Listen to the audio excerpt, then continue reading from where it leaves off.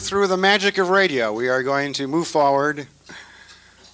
And let me introduce to you, ladies and gentlemen, our speaker of note, Mr. Gene Burns.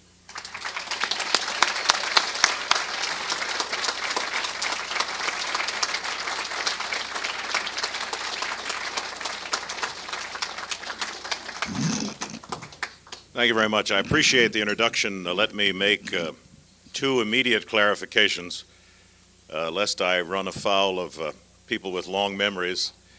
As many of you realize who heard my speech to the 1983 California convention in the San Francisco area, I was not nominated. I withdrew before the actual nomination in New York.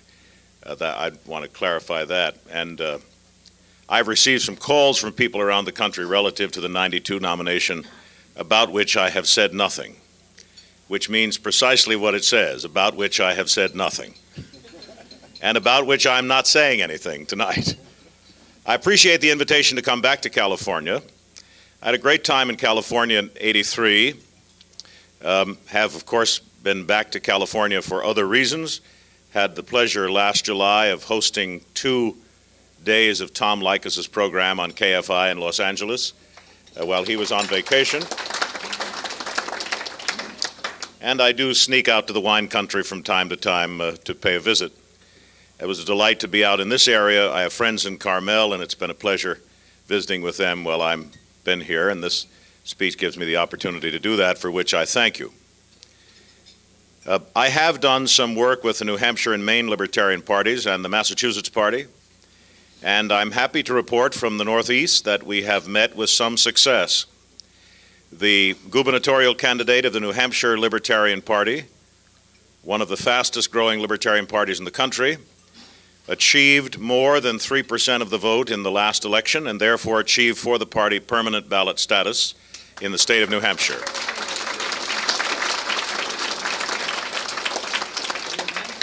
The Libertarian Party is an officially recognized party in the state of Maine, having just registered there, and we, in the People's Republic of Massachusetts, have managed in the last election to pass a proposition which makes access to the ballot about 65% easier than it was prior to the adoption of this proposition.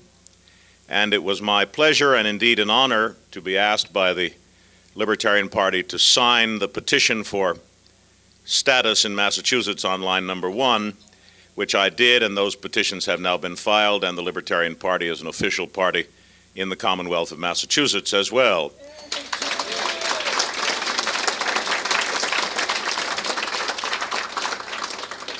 But let's not kid ourselves. Our movement grows slowly. And I want to address myself to that tonight, as well as addressing myself to the market conditions in which it grows currently, because I think there is cause for optimism of the kind which Lynn has already spoken of, but I think we have to be cautious as to how we address the opportunities before us in moving libertarian ideals at, I think, an historic time in their development. The truth is, as you look around the country and as you listen to the average American, which I do professionally 20 hours a week, 4 hours a day, 5 days a week, something is wrong. And the average American knows viscerally that something is wrong. Candidly, the average American, unfortunately, does not know what it is or what to do about it. But more and more, individual Americans are waking up to the reality that the system has either broken down or gone awry. That no matter who gets elected, whether you vote for Tweedledum or Tweedledummer, nothing changes. The problems remain the same, and indeed they grow worse and more intractable. We find ourselves engaged tonight in a war which is the result of an interventionist foreign policy which is routinely not debated, presidential election year in and presidential election year out, one of the most critical elements of a nation's national existence, committing her resources and her citizens to the path of war, is off the political table because we routinely brag that we are possessed of what we have called a bipartisan consensus in foreign policy, whatever the hell that means.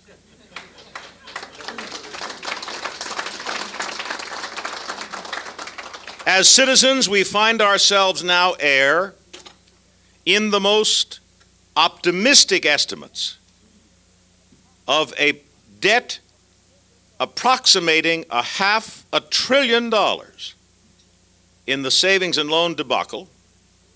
But in the 1988 presidential election, neither the Republican candidate who ultimately won nor the Democratic candidate who lost addressed this issue in any significant forum, in any significant substance, and an issue which would cost the average tax-paying voter being asked for his or her vote in this election in 1988 was off the table by common consent of the two major political parties.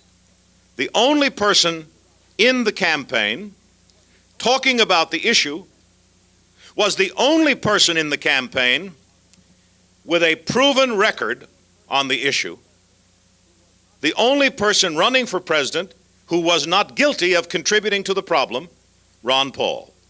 He had voted in the Congress of the United States, one of a handful of members of Congress when he represented Houston, against the legislation which tied the average American pocketbook to the bad judgment of the savings and loan thieves. And now we are told by these same major party candidates in congressional elections that the problem in the savings and loan scandal was deregulation.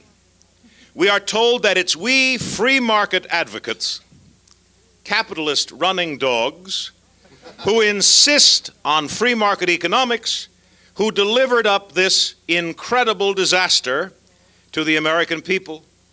But we know that that is absolutely wrong. It wasn't the deregulation that caused the disaster. It was the cotton-headed legislation of a bought and paid for Congress in the fob pocket of the savings and loan industry that legislated our wallets into the breach along with deregulation. There's not a damn thing wrong with deregulation so long as the bad judgment of the bad performers leads to bad results for them and not for us. But putting us on the line was the mistake.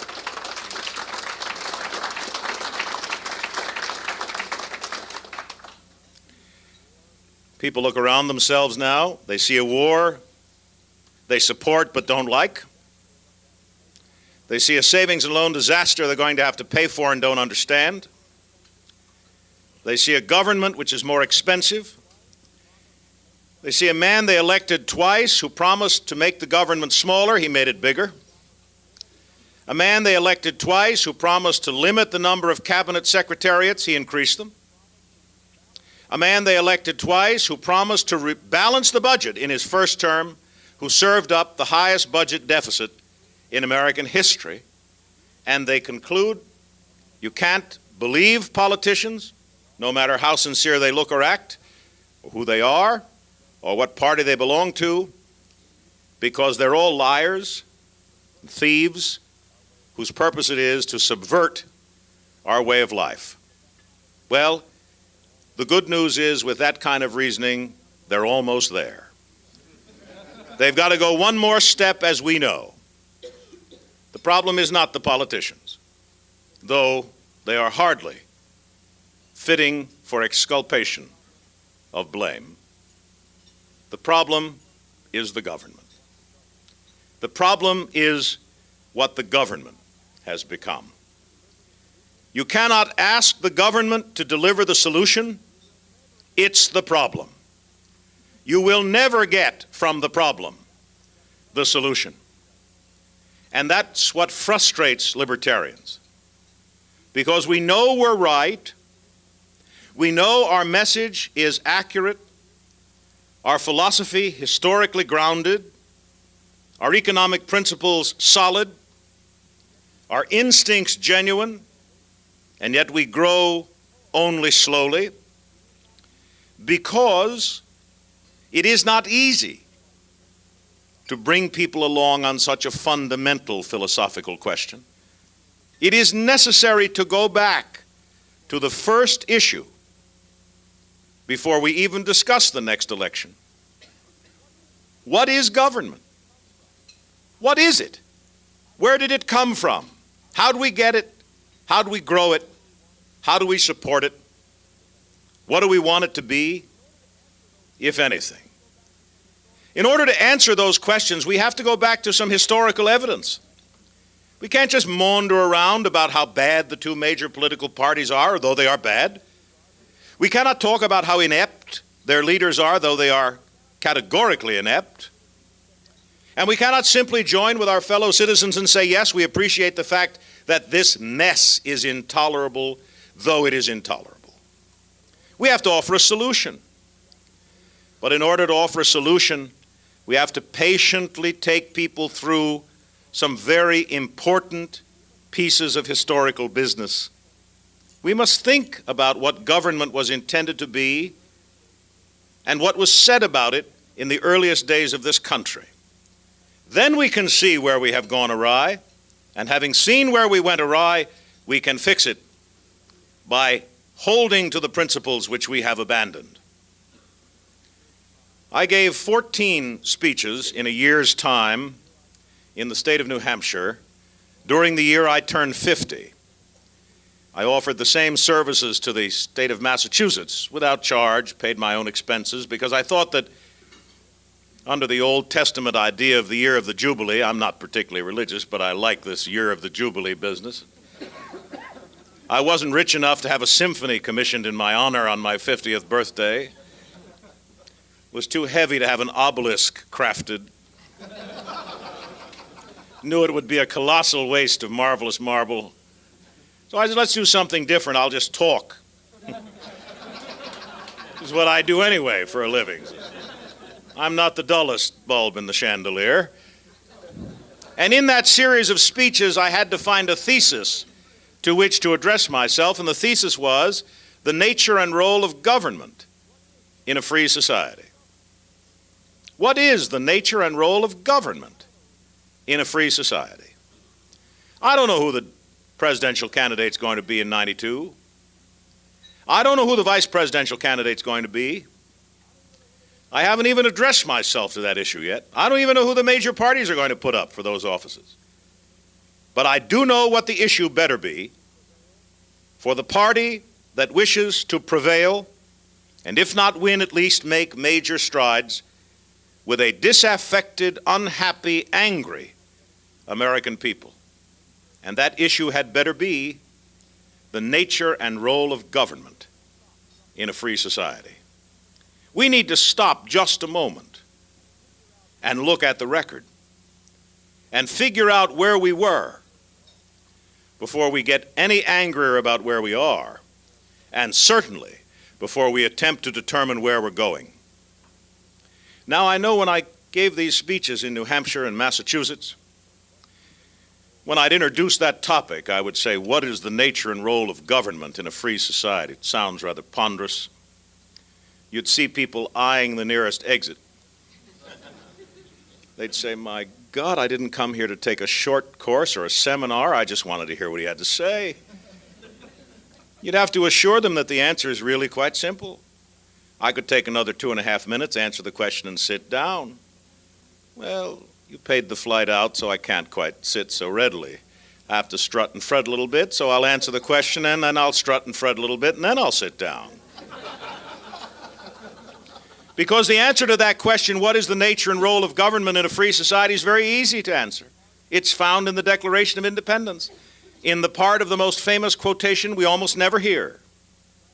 On all these patriotic holidays, flags flying and bands playing and hearts beating, we hear the famous quote that is, for most of us, the central piece of business of Jefferson's great document.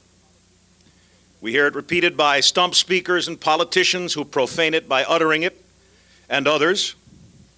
We hold these truths to be self-evident, that all men are created equal, that they are endowed by their Creator with certain inalienable rights, that among these are life, liberty, and the pursuit of happiness. The statement reverberates throughout this country. The statement is incomplete. Following that last word in the document, there is a hyphen, not a period.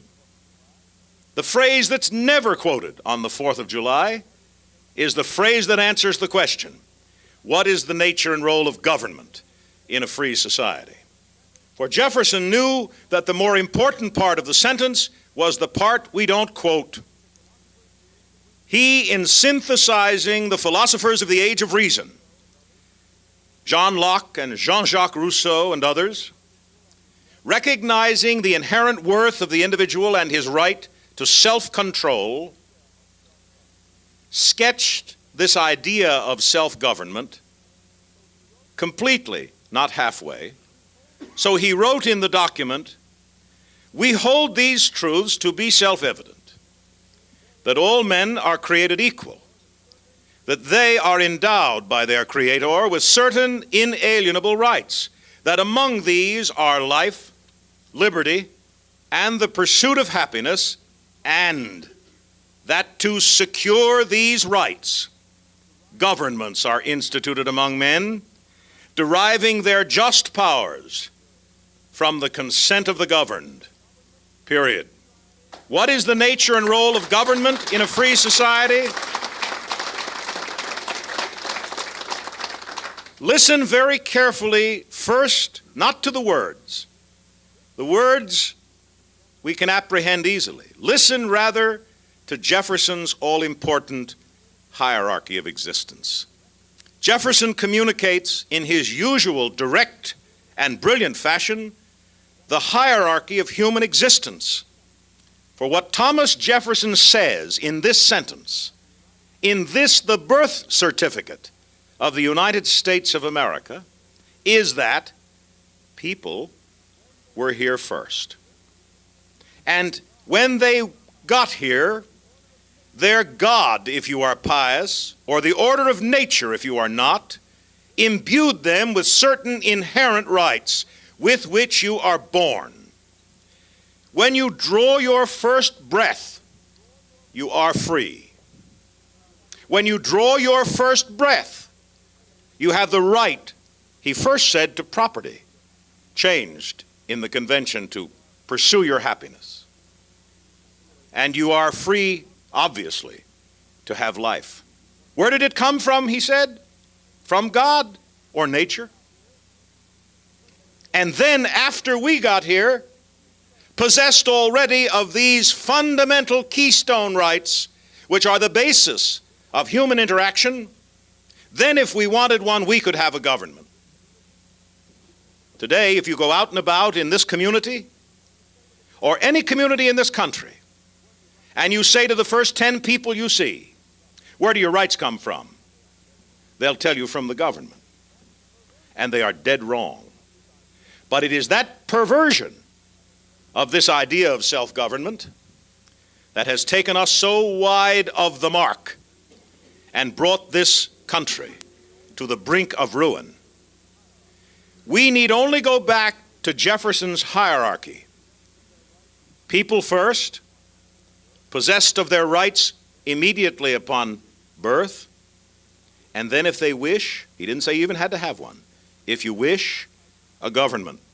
But he bound it more tightly because when the Constitutional Convention met in Philadelphia in 1787 and wrestled with the form of government, when it was decided after the Revolution that having a government of sorts was a good idea, Jefferson, who was then ambassador to France, was receiving regular packets of mail on the debate. He did not participate, you may recall, being taken to Paris for his duties to the new country. And he wrote copious letters back. I like this, I don't like that. Beware of this, beware of that.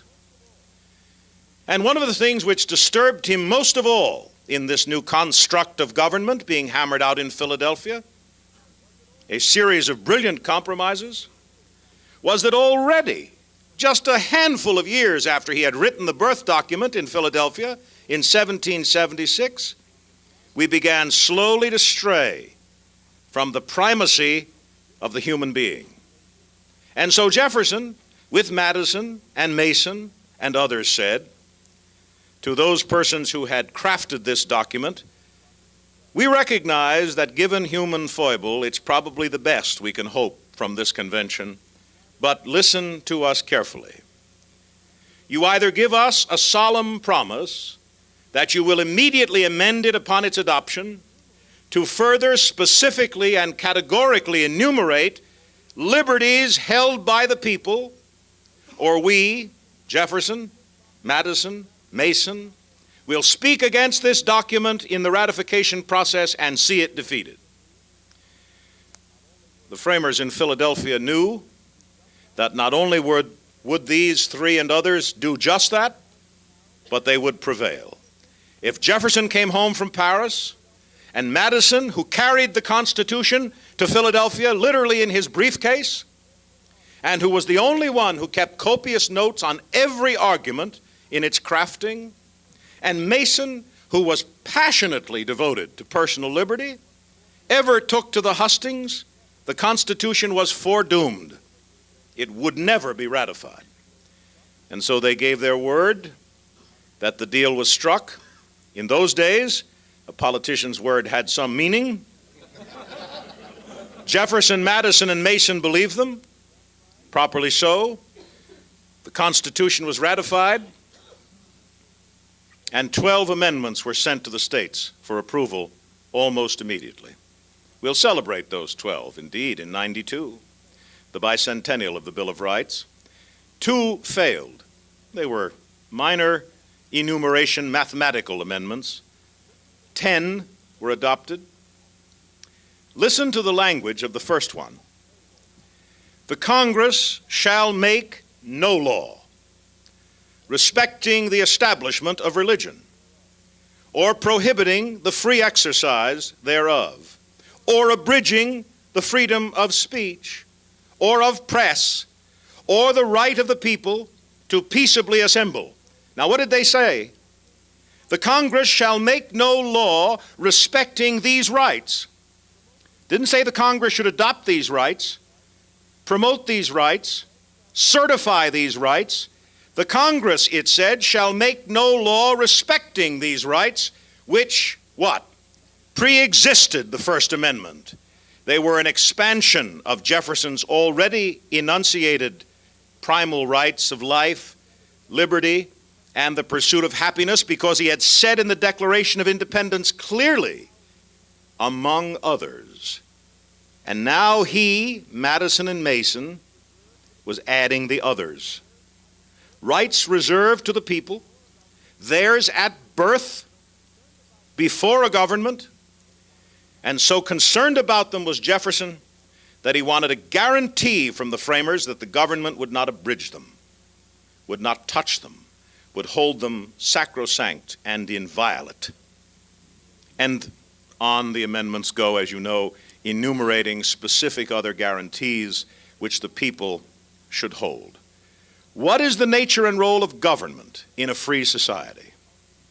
To secure the pre-existing rights of the people in whatever form or fashion they shall decide. And the government, once created, is expressly enjoined from infringing upon these primary rights. But this government outside these walls, indeed, given the permitting process inside these walls, has grown beyond all imagining, well beyond what Jefferson, Madison, Mason, Washington, Franklin, and others had envisioned it being. They crafted a weak central government, having as its primary obligation the duty to see to a national defense within the context of a well-ordered militia, reserving specifically to the states strong powers of administration, in the belief that that government which governed closest to home governed most successfully and was most susceptible to the oversight of the people who had created it. Admittedly, right out of the box, the government began to expand. In an illegal act, the Chief Justice of the United States, John Marshall, in 1803, in the famous decision Marbury versus Madison, seized for the Supreme Court the right of judicial review. It is not in the Constitution. The Constitution does not give the Supreme Court the right to review laws. It is not there. Marshall seized it in an illegal decision, a decision in which Marshall admitted he did not have jurisdiction. Jefferson was apoplectic. He was president that year, and this involved the commissioning of certain constables and notaries in the office of the Secretary of State. But for reasons that history does not disclose, Jefferson let it go into history, maybe because he felt he didn't have the power to fight, maybe because he felt at this point there were other more important things to do. And even then, just a scant handful of years after these important debates, government had begun to increase its scope and power, illegally, under the terms of the Constitution. Now we look at this government. It is a labyrinthine horror which soaks up our substance in such incredible measure that we teeter on the edge of bankruptcy. When Jefferson wrote the Declaration of Independence, he divided it into three elegant parts. Part one, the enunciation of government and what it should be, the declaration of human sovereignty. Part two, a specific bill of indictment against the King of England. Pungent phrases, short, one right after another. He did this, he did that, he did the other. And then part three, the ringing peroration, in which he calls the colonists and the convention to pledge their honor and their lives and their fortunes to the conduct of this business. If one reads the bill of indictment against George III, one finds this rather extraordinary charge. He, the king, has sent hither amongst us swarms of officers to eat out our substance. If that is not the definition of the tax policy of 1991, I don't know what is.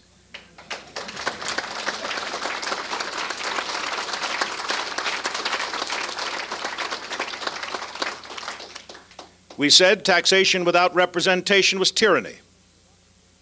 But we have now such an intervening level of bureaucracy, setting policy, and making decisions with regard to tax matters that we are not indeed represented in the most fundamental issue of the amount of money we pay for the government we may or may not want.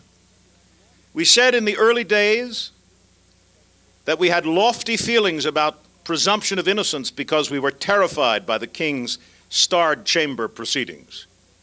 Everyone, we said, would be innocent until proven guilty to and beyond the exclusion of every reasonable doubt, making the sovereign, in this case the state, bear the burden of proving a case. And what have we done? Turned this precious liberty on its head in every regulatory law in the country, where when you are charged with a breach of regulations, you are guilty until you, at your own expense, prove yourself innocent. An absolute perversion of one of the most fundamental guarantees under our way of life. Why? Because we found it more convenient to let some pettifogging bureaucrat do the work which we as citizens should have done. I used to be amused during the Vietnam War period, not about much, but about the howling of Congress. They would bellow and weep about how Lyndon Johnson had usurped their power, when it was clearly obvious that he couldn't under the Constitution. They had frittered it away. I asked Ernest Greening one time, the senator from Alaska, after the war was over, why he and Wayne Morse had not introduced a resolution of war so that a debate could be held on declaring war, so that we would at least in this adventure be consonant with our Constitution. He said we didn't do it because we thought it would pass. I said, wasn't fidelity to the Constitution more important than the end result? Shouldn't we be dramatically demonstrated in such a constitutional debate to be at war rather than to be conducting wars through the back door outside the framework of the Constitution? What we lack in government today is a independent, co-equal Congress with the testicular fortitude to exercise its rights and responsibilities.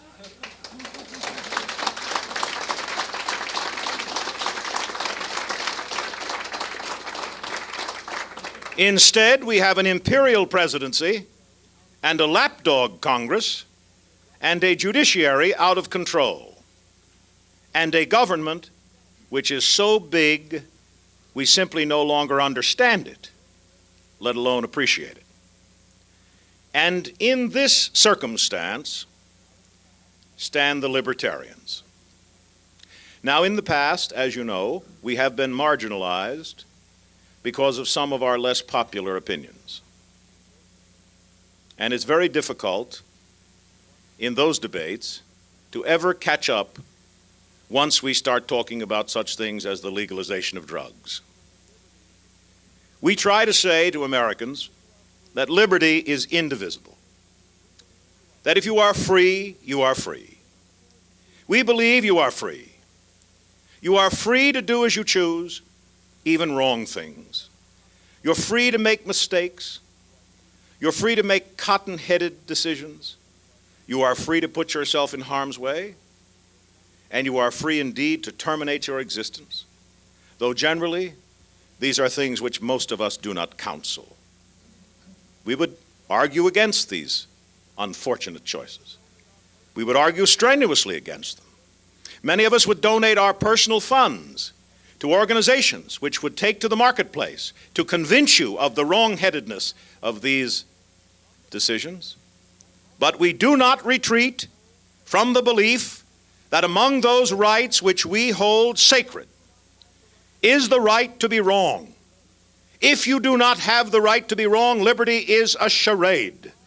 If you do not have the right to make a mistake, you are not free. And we do not retreat from that position, though that makes us appear to favor such things as drugs. I take no drugs. You may if you wish. I even argue with my doctor about those he prescribes. But I will not retreat from the position which says you are free to take them if you'd like, provided you do not say, if you do, and become disabled, that you have an automatic claim on my money because you made a mistake. You may have a claim on my charity, but not on my money. That's what we must tell the American people.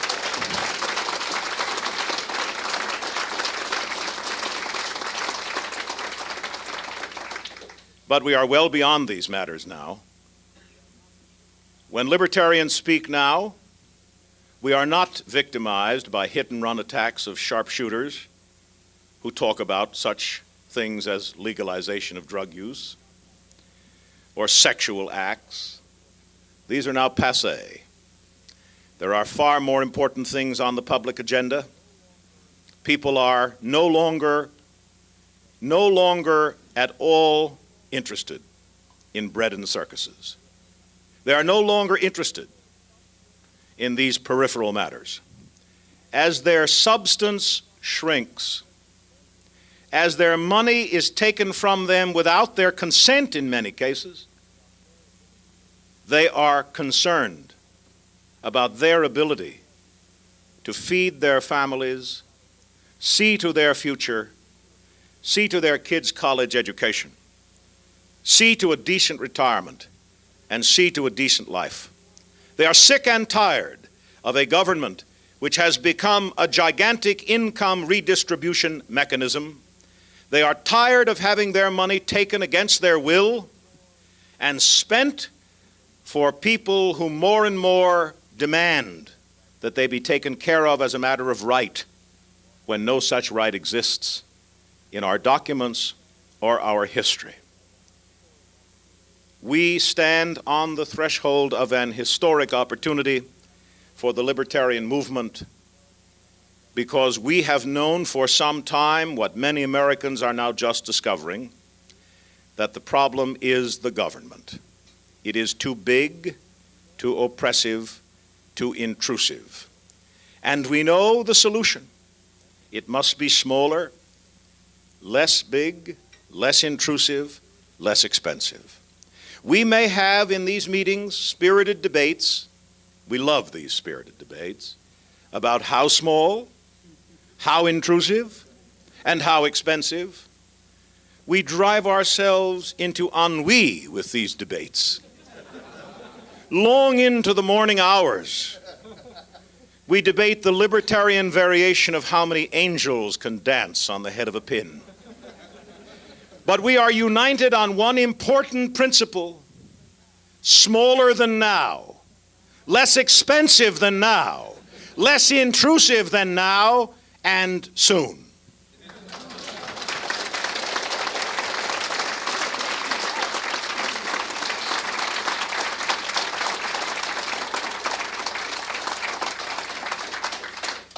I stood in this state in 1983, February of that year, in Oakland, at the Hilton, and in that speech, at that banquet, at that convention, as a candidate, which I am not now, I said to you what was the theme of that campaign. The issue, I said, is freedom, and the time is now. Some years later, in February of 1991, in Monterey, again in General Congress assembled, again at this banquet, I say to you again, the issue is still freedom. And the time is more urgently now. We must address this issue because we have the answer for a country choking on a bureaucracy it was never intended to see, a perversion of self-government it was never intended to suffer. Now, how does one bring a speech such as this to a conclusion? I love to end speeches with quotations, and I have several I carry around in my little satchel for this occasion. I have a certain special satchel for libertarian occasions because many speech endings are not suitable for libertarian audiences. They are not philosophically correct. So I was thinking about what I could use tonight, and you know, I'm not going to use any of the big barn burners. There's a great line from Julius Caesar by Shakespeare. He's okay. We didn't even know whether he lived or not. Libertarians would love that. A guy who wrote a lot of plays didn't even know if he existed. We'd get off on that. We'd argue that till hell froze over. If there is one, a hell. We'd argue that too. I have a great one from Robert Kennedy, but you got to be very careful with that one for obvious reasons. But I want to go back where I started, if I may. Let me go back to the document which birthed the country. You know, Jefferson was no slouch. At the age of 32, he wrote the Declaration of Independence pretty much alone. Thomas Paine had contributed some ideas, as had others. He was a member of a 5-member committee on style, which included, among others, John Adams of Massachusetts Bay. But the other 4 were bright, and they'd said to Jefferson, "You're a pretty smart fellow. Why don't you bang out something and give us a shout, and we'll see if we like it, and if we do, we'll give it to the convention." He did, they did, and they did. And you know, the convention took it up, adopted it virtually with minor changes for style.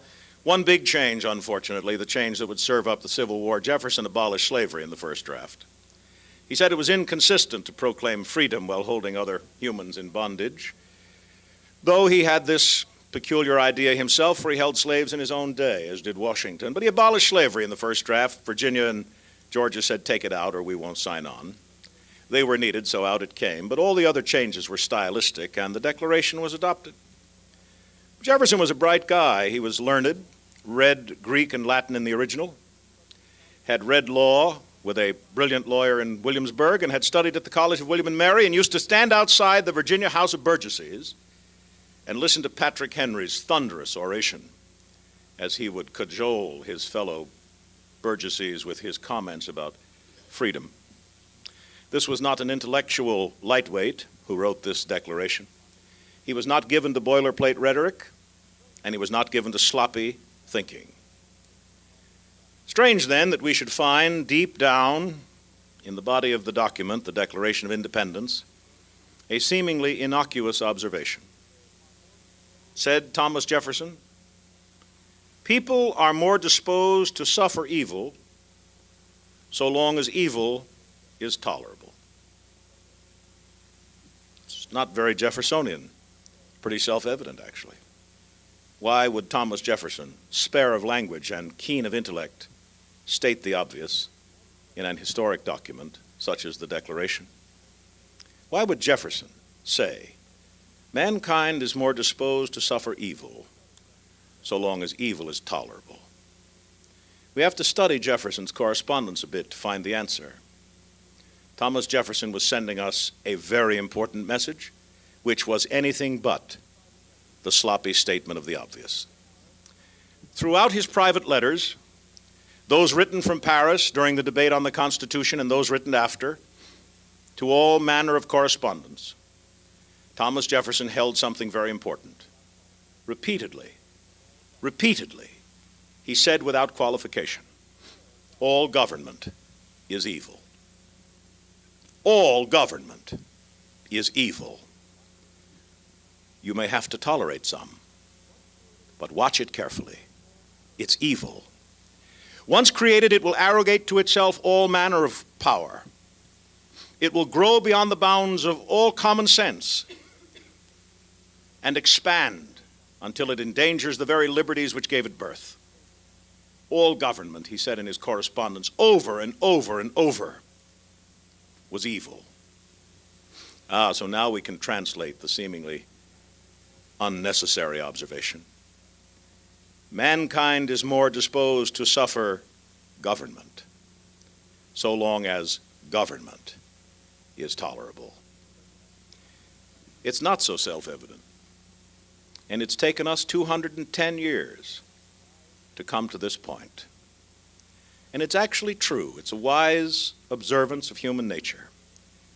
We'll pay taxes we hate, so long as they're not too high. We'll observe laws we deem silly, so long as they're not too intrusive. And we will abide a government we deem unnecessary, so long as it does not impinge upon our obligation to our own families. But let the taxes get too high or the government too intrusive. And even the most quiescent of citizens will say, enough. That is enough. And throughout this country, in 1991, Republicans and Democrats and independents and libertarians and folks who know no ideology, rich folks and poor folks, white folks, black folks, yellow folks, red folks, men, women, children, working hard in tough times to do just those simple things which orator after orator has told us we want to do. We simply want the chance to live out our lives in purpose and happiness. And we realize each day it's tougher and tougher and tougher because this intrusive mechanism is at the point where it's beginning to make it impossible. And at that point stands this idea, which is as new in an organized sense as the mid-'70s, as old in a philosophical sense as the age of reason, perhaps the dawn of time.